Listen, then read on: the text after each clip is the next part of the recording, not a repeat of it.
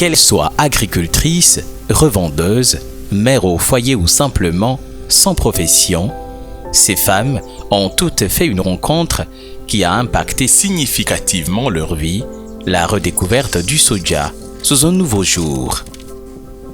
La transformation de ces denrées alimentaires en divers produits dérivés par le biais des techniques nouvelles a manifestement marqué ces vaillantes dames. Voici leur histoire.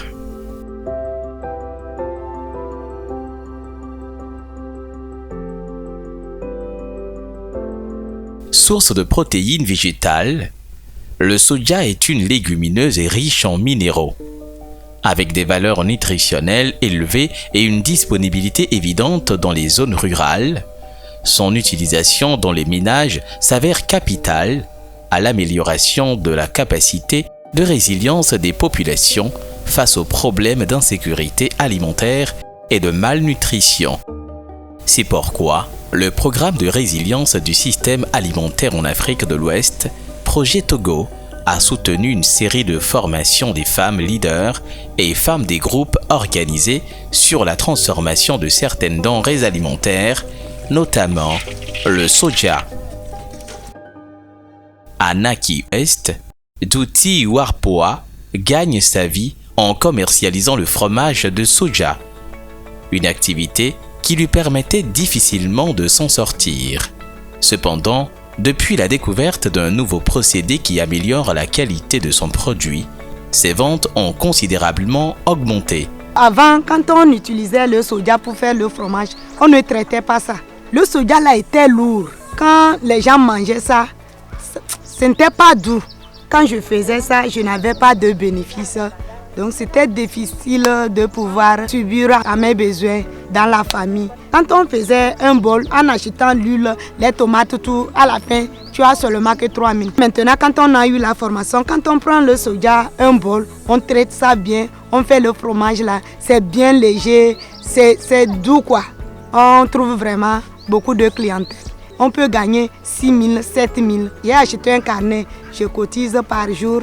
Et puis, à base de ça, même si l'enfant est malade, le mari n'est pas là, je cours, je vais, je prends l'argent, je traite l'enfant. Et le mari est content parce que moi aussi, je mets un peu dans les dépenses de la famille. Cette autonomisation acquise, Douti Warpoa la doit visiblement aux nouvelles techniques apprises lors de sa formation. Si elle transforme son soja en fromage, ce n'est pas le cas de toutes les bénéficiaires. À Tonjoiré, Dame Yomé a fait un choix différent, le lait de soja. Moi spécialement, c'est le lait que je fais. Je vends au CG à l'école primaire. Avant, le lait de soja, je le faisais autrement. Mais aujourd'hui, grâce à cette formation, le lait que je fais pour amener à l'école, vendre aux enfants, est du bon lait.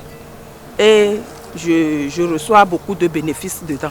La transformation du soja améliore indéniablement le quotidien de ces femmes. Les bonnes pratiques liées à son traitement se ressentent dans la santé, surtout des enfants qui, désormais mieux nourris, restent à l'abri de certaines maladies. Avant, quand on faisait avant, si l'enfant prend, l'enfant l'a fait la diarrhée. Même maintenant, si l'enfant prend, l'enfant ne fait plus la diarrhée.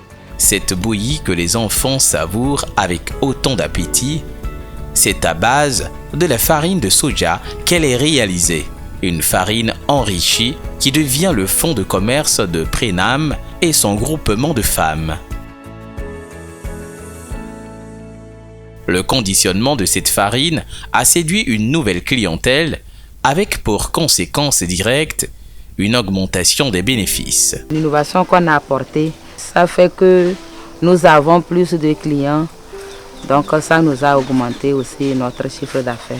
Avant la formation, je peux dire que par jour, c'est avec peine qu'on vendait 3 000 ou bien 4 000.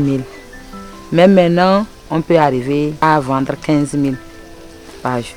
Cette augmentation des revenus induit sans aucun doute un impact réel dans la vie de ces femmes.